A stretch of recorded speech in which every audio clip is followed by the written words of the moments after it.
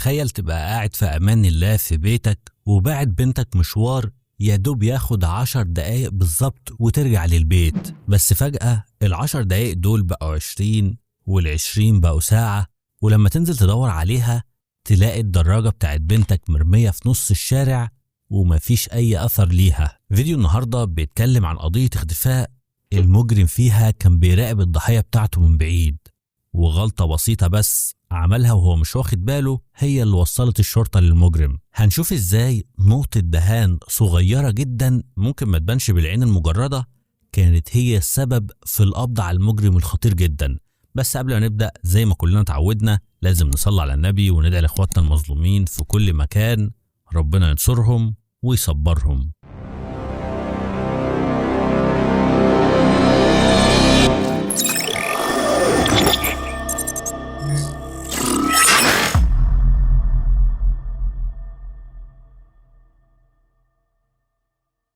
قضية النهاردة حصلت سنة 1984 في منطقة توسان الموجودة في مقاطعة أريزونا. فيكي لين هوسكنسون كانت بنت جميلة جدا عندها 8 سنين، وفي الوقت ده كانت عايشة في توسان مع عائلتها. فيكي اتولدت يوم 2 فبراير سنة 1976، وأبوها وأمها كانوا رودني وديبي، وكان عندها أختين اسمهم ستيفاني وكاري وأخ اسمه برايان. العيلة دي كانوا عايشين مع بعض حياة سعيدة جدا، وكانوا فاكرين إن المكان اللي هم عايشين فيه آمن، لدرجة إنهم كانوا بيسيبوا أولادهم يلعبوا في الشارع لوحدهم من غير ما يخافوا عليهم. فيكي وهي عندها 8 سنين كانت طالبة في مدرسة هامر ديفيس الابتدائية، والناس اللي بيحبوها بيوصفوها إنها كانت بنت طيبة جدا وذكية جدا. فيكي كانت بتحب تلعب بعرايس الباربي، وبتحب تلعب مع اخواتها الصبيان والبنات، وكمان كانت لاعبة سوفت بول شاطرة جدا. وحتى وهي عندها 8 سنين بس كان عندها روح تنافسية شوية، وأمها كانت بتتخيل إن فيكي لما تكبر هتبقى لاعبة سوفت بول محترفة. فيكي كمان كان عندها دراجة صغيرة كده لونها بينك جات لها هدية في الكريسماس، والدراجة دي كانت أغلى حاجة في حياتها. جورج زوج أمها بيوصف فيكي بأنها كانت بتركب الدراجة دي في كل فرصة بتجيلها لأنها كانت مهووسة بيها، وعشان كده كان طبيعي جدا إنها تبقى فرحانة في اليوم اللي حصلت فيه الجريمة لما أمها قررت إنها تبعتها مشوار لوحدها بالدراجة بتاعتها. يوم الاثنين 17 سبتمبر سنة 1984 كان يوم عادي جدا زي أي يوم في حياة فيكي. صحيت من النوم الصبح وراحت مدرستها، ولما المدرسة خلصت رجعت للبيت العصر تقريبا، وكانت قاعدة في البيت بتاكل كوكيز وبتشرب لبن زي ما بتعمل دايما. وفي الوقت اللي فيكي كانت بتعمل فيه كل ده أمها ديبي كانت بتكتب كارت عيد ميلاد لعمتها، وكانت مخططة إنها تحط الكارت ده في صندوق البريد اللي موجود في الشارع بتاعهم. بس ديبي بعد ما كتبت الكارت ده اكتشفت إن ميعاد تجميع البريد من كل الصناديق اللي موجودة في الشارع كان خلاص فات.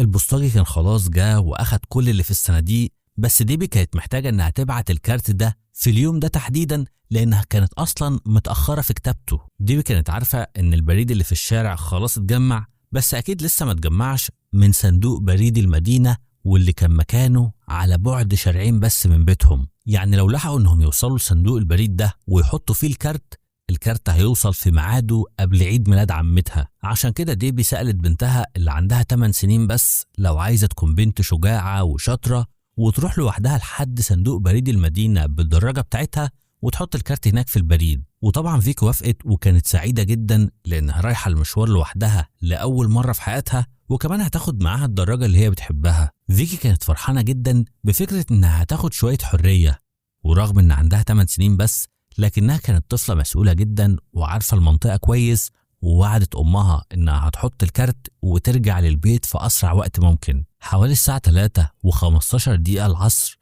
فيكي ودعت مامتها وقالت لها إنها بتحبها جدا، وركبت الدراجة بتاعتها وكان معاها الكارت، وديبي كانت متوقعة إنها ترجع للبيت بسرعة. المشوار لحد صندوق البريد اللي على بعد شارعين بس منهم، وكمان إنها ترجع تاني للبيت ما ياخدش أكتر من 10 دقايق. الغريب إن عدى أكتر من 20 دقيقة وفيكي لسه ما رجعتش للبيت. في الوقت ده أختها ستيفاني كانت راجعة للبيت، وأول لما وصلت لهناك أمها ديبي بعتتها عشان تروح تشوف أختها الصغيرة، يمكن تكون انشغلت في أي حاجة أو قابلت حد من أصحابها ووقفت تتكلم معاه عشان كده اتأخرت. بس ستيفاني لما كانت في طريقها لصندوق البريد اتفاجئت واتصدمت جدا لما لقت الدراجة البينك بتاعت أختها الصغيرة كانت مرمية في نص الشارع قريب من صندوق البريد، وفيكي مش موجودة معاها. ستيفن رجعت بسرعة للبيت وبلغت أمها بكل اللي حصل، وأمها أول لما سمعت الكلام ده اتأكدت إن في حاجة غلط. زي ما قلنا قبل كده، الدراجة البينك دي كانت أغلى حاجة عند فيكي، يعني مستحيل تسيبها في الشارع كده وتمشي تروح أي مشوار. أكيد في حاجة وحشة حصلت أجبرت فيكي إنها تسيب الدراجة بتاعتها في نص الشارع وتختفي فجأة. فيا ترى إيه اللي حصل؟ دي اتجهت بنفسها للمكان اللي فيه الدراجة اللي كانت مرمية على الأرض، وبدأت تدور على بنتها وتصرخ بأعلى صوت عندها، وكان عندها أمل إن بنتها ترد عليها، بس للأسف ده ما حصلش. رجعت مرة تانية للبيت، وفي الوقت ده قررت إنها تكلم الشرطة وتبلغهم بفقدان بنتها. المحققين اتحركوا بسرعة لبيت ديبي وبدأوا يتكلموا معاها ويعرفوا إيه اللي حصل، وبدأوا على طول عملية البحث عن فيكي من غير ما يضيعوا أي وقت. ما عداش وقت طويل والاف بي اي هو كمان اتدخل في التحقيقات، لأنهم كانوا خايفين جدا إن يكون في جريمة حصلت. وزي ما قلنا قبل كده، فيكي كانت طفلة مسؤولة جدا وما كانتش من النوع اللي بيهرب من البيت أو حتى بيروح لمكان لوحده. الموضوع كان باين جدا بالنسبة للشرطة إن اللي حصل لفيكي ده احتمال بنسبة 99% إنه عملية خطف، وإنهم لازم يوصلوا للمجرم في أسرع وقت ممكن قبل ما يعمل أي حاجة في فيكي. بدأوا أفراد الشرطة يلفوا على البيوت بيت بيت، وكانوا بيسألوا أي حد في المنطقة لو شاف فيكي، وفعلا قدروا يوصلوا لولدين في سن المراهقة قالوا إنهم شافوا فيكي وهي بتركب الدراجة بتاعتها وفي اتجاهها للبيت. من كلامهم كده الشرطة استنتجوا إن فيكي كانت وصلت لصندوق البريد وسابت الكارت بتاع المعايدة وكانت خلاص في طريقها للبيت. بس الولدين دول برضو قالوا للشرطة إنهم شافوا حاجة تانية في نفس المنطقة. الولدين قالوا إنهم شافوا عربية لونها غامق وكان باين جدا إنها بتراقب فيكي أو ماشية وراها. العربية دي كانت ماشية ببطء شديد في المنطقة ومش بعيد عن فيكي، والولدين أخدوا بالهم لأن العربية دي كانت عربية غريبة وما شافوهاش في المنطقة قبل كده. الشرطة طلبوا منهم مواصفات العربية، وهم قالوا إنها عربية سبور لونها أسود، والكبوت بتاعها طويل من قدام، والإكسدام بتاعها واطي جدا وقريب من الأرض. فيا ترى الشخص اللي كان سايق العربية دي ليه علاقة باختفاء فيكي، ولا هو كان معدي من هناك بالصدفة؟ لما الشرطة اتجهت لمسرح الجريمة وبدأوا يعاينوا الدراجة بتاعت فيكي اللي كانت واقعة على الأرض، لقوا برضو تفصيلة توضح لهم إيه اللي حصل. الشرطة لاحظوا إن الدراجة نفسها كان فيها خبطة أو ضرر كده، كأن في حد خبط فيها. وقريب جدا من المكان بتاع الدراجة دي الشرطة لقوا صندوق بريد بتاع واحد من السكان اللي في المنطقة كان فيه خبطة واضحة جدا، والعمود الصلب اللي شايل صندوق البريد كان معوج لجوه. الشرطة عرفوا إن الخبطة دي كانت لسه جديدة ومعمولة قريب جدا، واللي أكد لهم الموضوع ده إن صاحب صندوق البريد قال لهم إن الخبطة دي ما كانتش موجودة فيه. وعشان كده ومع شكل الدراجة اللي مخبوطة، الشرطة عملوا فرضية إن لو فيكي اتخطفت فعلا فالخاطف كان سايق عربية، والعربية دي خبطت فيكي وقعتها من على الدراجة وفي نفس الوقت خبطت في صندوق البريد. النظرية دي كانت ماشية بالظبط مع الكلام اللي قالوا الولدين اللي في سن المراهقة، لأنهم قالوا إن العربية دي كانت عربية سبور والاكسدام بتاعها كان واطي جدا. وفعلا الخبطة اللي في عمود الصندوق بتاع البريد كان ارتفاعها قدم واحد بس من الأرض، وده بيليق على العربية الاكسدام بتاعها واطي. بعد بلاغ الاختفاء ده الشرطة بدأت تطلب من الناس إنهم يساعدوهم في عملية البحث، وزي ما انتم متوقعين خبر اختفاء البنت اللي عندها 8 سنين بس أكيد خلى عدد كبير جدا من الناس يتجمعوا عشان يساعدوا الشرطة في عملية البحث اللي بتحصل. اتوزعت بوسترات كتيرة جدا عليها صور فيكي، والميديا بدأت تتكلم عن القضية لدرجة إن عيلة فيكي طلعوا في التلفزيون وكانوا بيترجوا المجرم إنه يرجع بنتهم كويسة، وهم مش عايزين يعرفوا هو مين. كل حاجة في التحقيقات دي كانت ماشية بسرعة جدا، لأن الشرطة كانوا عارفين إن الوقت لو عدى الاحتمال إنهم يلاقوا البنت على قيد الحياة بيقل كل دقيقة أكتر من الدقيقة اللي بعدها. ولأن الخبر كان انتشر بسرعة جدا بدأ يظهر عدد كبير جدا من المتطوعين، وكلهم مصممين إنهم يساعدوا الشرطة في عملية البحث اللي بتحصل. بدأ كمان يوصل للشرطة عدد كبير جدا من البلاغات لدرجة إنهم اضطروا إنهم يعملوا مركز قيادة في المدرسة اللي في المنطقة عشان يجمعوا كل البلاغات دي ويبدأوا يفرزوها. فعلا جالهم آلاف البلاغات، وطبعا أغلبهم كان بيوصل الشرطة لطريق مسدود. من ضمن البلاغات دي كان في بلاغ واحد الشرطة اهتموا بيه جدا. البلاغ ده كان جاي لهم من واحدة ست عندها طفل عنده 4 سنين بس. الست دي بتقول إن هي وابنها عايشين في نفس المنطقة اللي فيكي اتخطفت منها، وبتقول إن في اليوم اللي حصلت فيه عملية الخطف ابنها الصغير كان بيلعب في الجنينة وشاف فيكي وهي ماشية بالدراجة، وشاف كمان عربية وهي بتخبطها وبتوقعها من على الدراجة. الولد اللي عنده 4 سنين ده بيقول إن في ست طويلة وشعرها طويل وأسود نزلت من العربية ومسكت فيكي وحطتها جوه العربية وطلعت تجري وسابت الدراجة بتاعتها في الشارع. دلوقتي الشاهد الوحيد اللي موجود مع الشرطة كان ولد عنده 4 سنين بس، وكل الكلام اللي بيقوله بيوضح ان اللي خطف فيكي كانت واحدة ست راكبة العربية بتاعتها. الولد قال له على كل اللي شافه وهي بلغت الشرطة، وطبعا لانه لسه طفل عنده 4 سنين ما قدرش يقول للشرطة على اي تفاصيل غير انها ست طويلة وشعرها اسود وطويل. قال كمان ان العربية اللي الست دي راكباها كانت بتشبه لحد كبير جدا العربيات بتاعت السباق، وده كان كل الكلام اللي الطفل يقدر يقوله. ده كمان كان الخيط الوحيد اللي موجود مع الشرطة في الوقت الحالي، بس الشرطة كانوا شايفين انه على الاقل عرفهم ان اللي ارتكب الجريمة دي كانت واحدة ست مش راجل. في بلاغ تاني كان وصل للشرطة واكد نفس النظرية دي، ان في واحدة ست هي اللي خطفت فيكي. البلاغ ده كان وصل من واحدة بتشتغل في محل لعب اطفال في مول تجاري كبير جدا، والست دي قالت ان في ليلة بعد وقت قصير من اختفاء فيكي كانت شغالة في المحل ودخلت بنت صغيرة مواصفاتها نفس مواصفات فيكي، وكان معاها واحدة ست. الست دي كان شعرها اسود وطويل وكيرلي، والبنت الصغيرة كان باين عليها انها زعلانة ومتوترة جدا، بس الست كانت ماسكاها جامد ورفضت انها تسيبها. البياعة بتقول ان الست دي وقفت في لحظة كده كانت بتربط الرباط بتاع الجزمة الطفلة،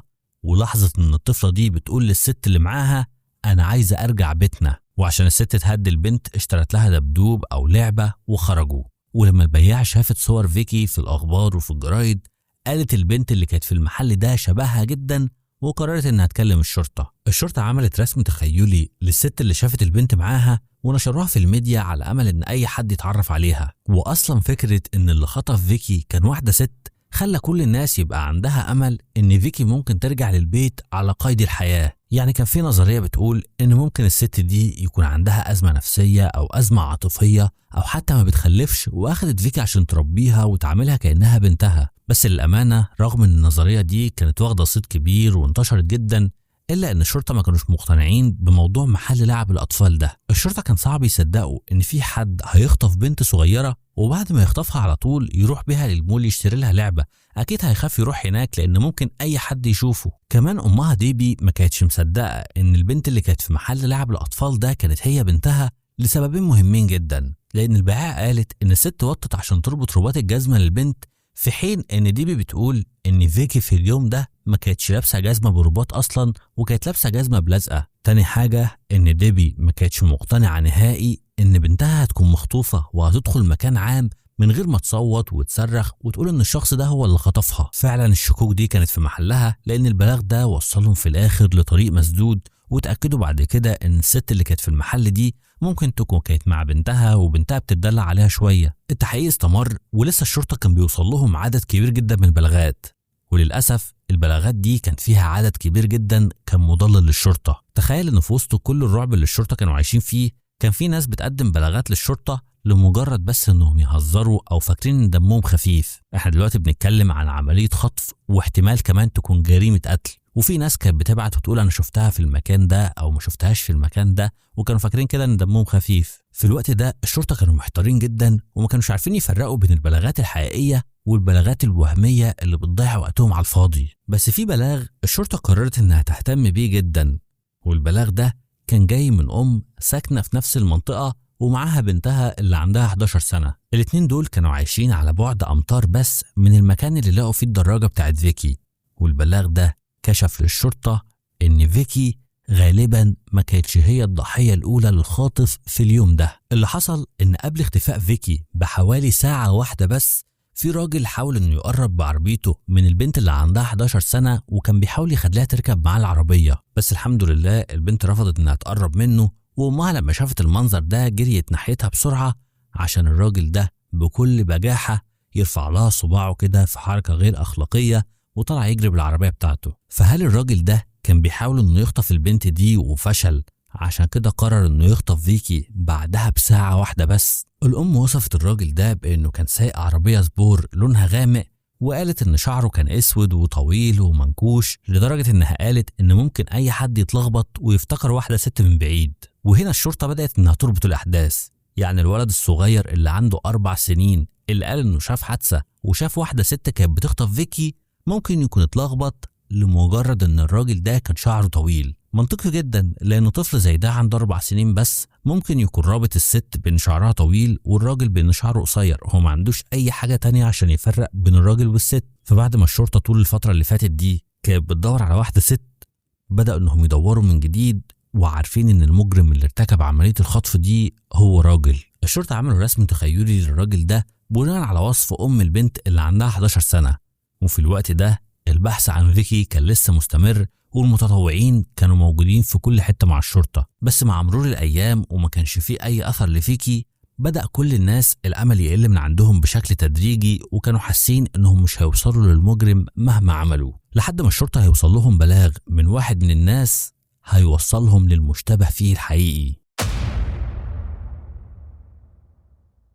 البلاغ ده كان من مدرس ألعاب رياضية اسمه سام هول، وكان شغال في مدرسة ابتدائية موجودة في المنطقة. سام بيقول إنه كان مسافر بره المدينة أول لما فيكي اختفت، ولما رجع للمدينة وشاف كل الشغل اللي الشرطة عاملاه ومركز القيادة اللي الشرطة عاملينه في المدرسة، عرف على طول بموضوع اختفاء فيكي. سام بيقول إنه لما شاف كل الأخبار دي وعرف إن فيكي اختفت، افتكر حاجة مهمة جدا ممكن تساعدهم في التحقيقات بتاعتهم. سام قال للشرطة إن يوم اختفاء فيكي وتحديدا الساعة 3 العصر، يعني قبل فيكي ما تتخطف بنص ساعة بس، كان واقف بيراقب الأطفال وهما بيلعبوا في حوش المدرسة، ولمح عربية سبور لونها غامق كانت راكنة قريب. سام بيقول إن الراجل اللي كان راكب العربية دي كان قاعد يتفرج على الأطفال، ومش منظر أب كان مستني بناته، ده شكله كان غريب جدا وواضح إنه مركز معاهم جدا. الشرطة سألوه عن شكل الراجل ده، وهو قال إنه كان شكله مريب ومتبهدل ومش مهتم بنفسه، وشعره كان طويل واسود وكان عنده دقن، يعني بالظبط نفس المواصفات اللي قالتها الأم في الرسم التخيلي. سام بيقول إنه فضل مركز مع الراجل ده، وكان قاصد إنه يخليه شايفه ويعرفه إنه مراقبه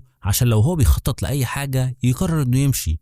وفعلا الخطة بتاعته نجحت، والراجل ده اتحرك من هناك ومشي. الجميل بقى إن سام كان عنده حضور ذهني، وكان متأكد إن الراجل ده ممكن يرتكب أي مصيبة، عشان كده قرر إنه يخرج ورقة وقلم ويكتب أرقام العربية بتاعته. الشرطة أخذت رقم لوحة العربية وكشفت عليها في قاعدة البيانات اللي عندهم، واتأكدوا إنه صاحب العربية دي واحد اسمه فرانك أتو جونيور. فرانس كان عنده 28 سنة، ولو شفت صورته هتتأكد إنها صورة طبق الأصل من الرسمة اللي هم كانوا عاملينها.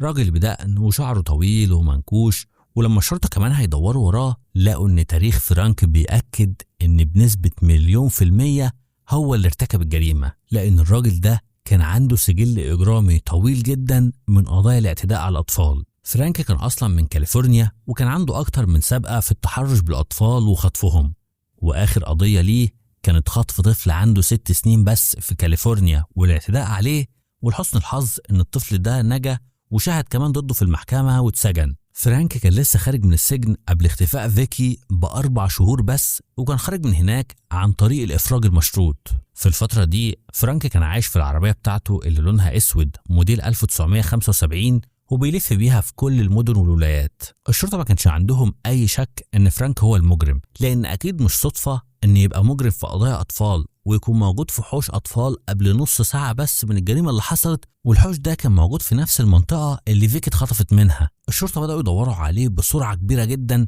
على أمل إن فيكي تكون لسه عايشة، رغم إنهم كانوا عارفين إن الموضوع ده صعب جدا. اتجهوا على طول ناحية عنوانه في كاليفورنيا، لأن العربية بتاعته كانت متسجلة هناك. بس لما وصلوا لهناك وقابلوا بقى أفراد عيلته، قالوا إنهم ما يعرفوش فرانك فين بقالهم أيام. المحققين كانوا صراحة جدا معاهم، وقالوا لهم إحنا شاكين إن ابنكم هو اللي خطف طفلة صغيرة، وطلبوا من أي حد في أفراد العيلة لو يعرف مكانه يبلغهم فورا. وبعد كام ساعة بس من خروج الشرطة من بيت أهله، فرانك كلم أهله فعلا وقال لهم على مكانه. والدة فرانك هي اللي ردت على التليفون، وكانت خايفة عليه جدا، وكانت مستحيل تكلم الشرطة وتقول لهم على مكان ابنها. لما سألته انت فين، قال لها انه في مدينة اسمها كيرفيل في ولاية تكساس، وانه محتاج فلوس ضروري لانه عربيته عطلت وعايز يصلحها. الام كتبت العنوان اللي فرانك قاله عشان كانت عايزة تبعت له الفلوس، بس والد فرانك كان سامع كل اللي بيحصل، ومن ورا مراته اخد العنوان ده وراح لأقرب تليفون عمومي، كلم الشرطة، قال لهم على مكان ابنه. الأب كان عارف التاريخ بتاع ابنه، وكان عارف الميول بتاعته في التحرش بالأطفال، عشان كده كان شايف إنه ما ينفعش يسيب ابنه كده يعمل أي حاجة في الولاد بتوع الناس،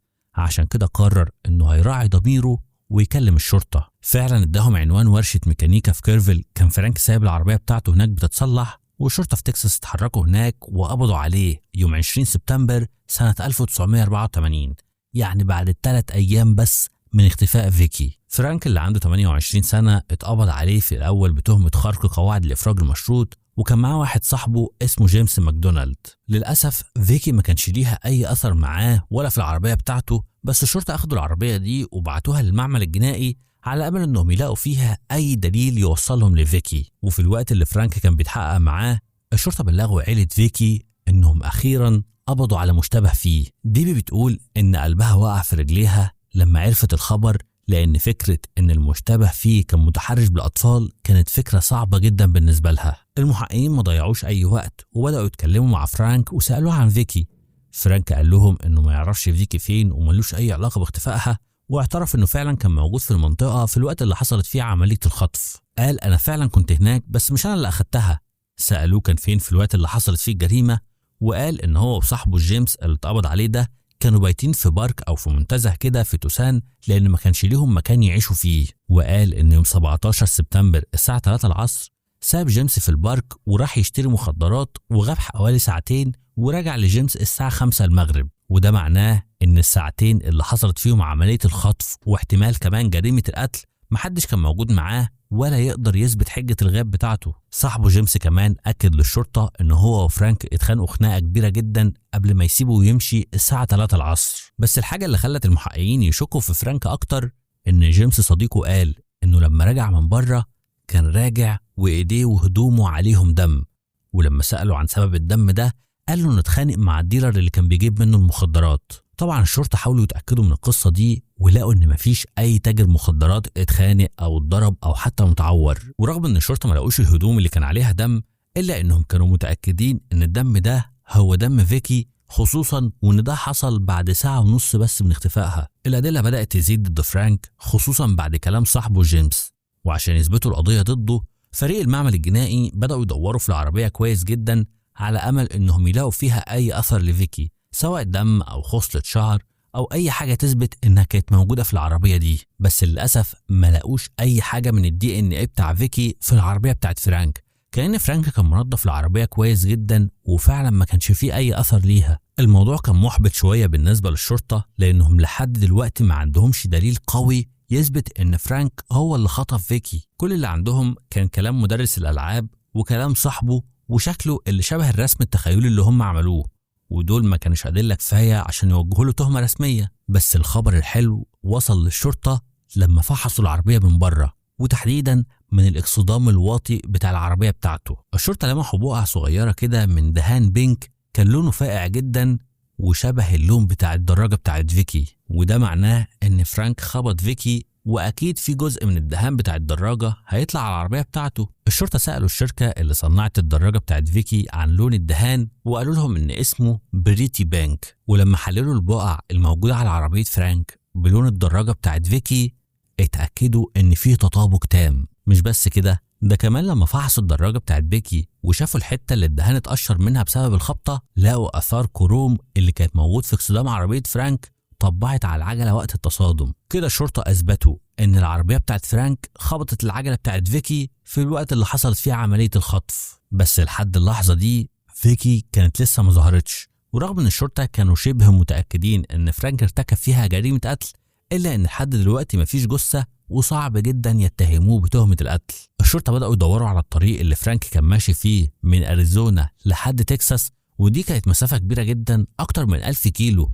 استخدموا طيارة هليكوبتر عشان يمسحوا المنطقة كلها، بس كانوا عارفين إن فرص إنهم يلاقوا الجثة فرصة قليلة جدا خصوصا في المساحة الكبيرة دي، وبما إنهم ما لقوش أي أثر للجثة فكان صعب جدا إنهم يوجهوا له تهمة القتل. المحققين كانوا شايفين إن الأدلة اللي معاهم كافية جدا إنهم يتهموه بتهمة الخطف. وفعلا بعد أسبوع من القبض عليه وبعد 10 أيام تحديدا من اختفاء فيكي اتوجه لفرانك تهمة الخطف واترحل لأريزونا عشان يقف قدام المحكمة. وفي ديسمبر سنة 1984 فرانك أنكر كل التهم الموجهة ليه، وده كان معناه إنه هيبدأ محاكمة بتاعته. بس قبل المحاكمة دي ما تبدأ هيحصل تطور مهم جدا هيقلب القضية كلها.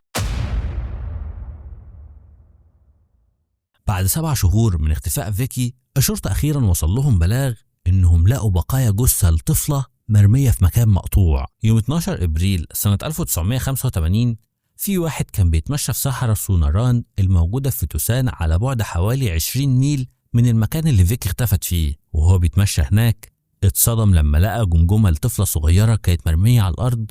عشان كده كلم الشرطة. الشرطة قلبت المنطقة كلها وكانت بتدور في الصحراء على بقايا الجثة، وفعلا لقوا بقايا تانية. واضح ان الحيوانات كانت مبعثرة العظم في كل حتة. وخلال كام يوم قدروا انهم يجمعوا اجزاء الهيكل العظمي واللي من ضمنهم الفك السفلي بتاع البنت. ولما قارنوه بسكيلات الاسنان بتاعتها اتاكدوا انها جثة فيكي. التحاليل كشفت للشرطة ان الجثة اتحطت في المكان ده خلال ال 48 ساعة الاولى من اختفائها.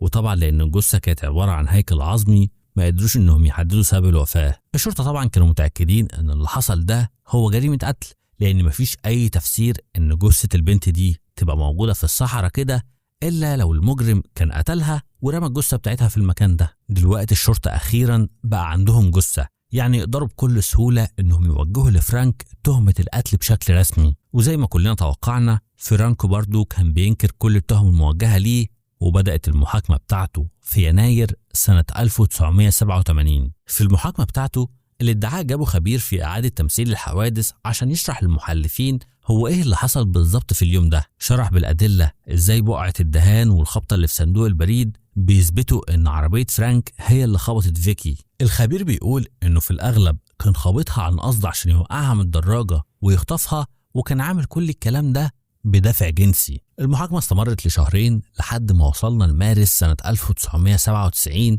والمحلفين أخيرا طلعوا قرارهم. فرانك أتود مذنب في جريمة خطف وقتل من الدرجة الأولى واتحكم عليه بالإعدام. طول فترة وجوده في السجن فرانك كان لسه مصمم إن ملوش أي علاقة بالجريمة، وبيقول إن الشرطة هم اللي لفقوا له التهمة وهو ملوش أي علاقة بيها. حاول كمان إنه يعمل استئناف على الحكم أكتر من مرة، وفي كل مرة الاستئناف بتاعه كان بيترفض. وعشان تعرفوا قد إيه هو كان شخص مريض وبيستمتع بإنه بيعذب اللي حواليه، فهو كان بيعمل الاستئناف على الحكم ده في ذكرى وفاة البنت أو في ذكرى عيد ميلادها، كأنه كان قاصد إنه يخلي عيلتهم يتألموا أكتر. الغريب كمان إنه هو في السجن ومستني حكم الإعدام اتجوز، ومش عارف الصراحة هي مين اللي وافقت تتجوز واحد محكوم عليه بالإعدام. فرانك فضل في السجن مستني تنفيذ حكم الإعدام لمدة 38 سنة لحد ما جاء يوم تنفيذ الحكم يوم 8 يونيو سنة 2022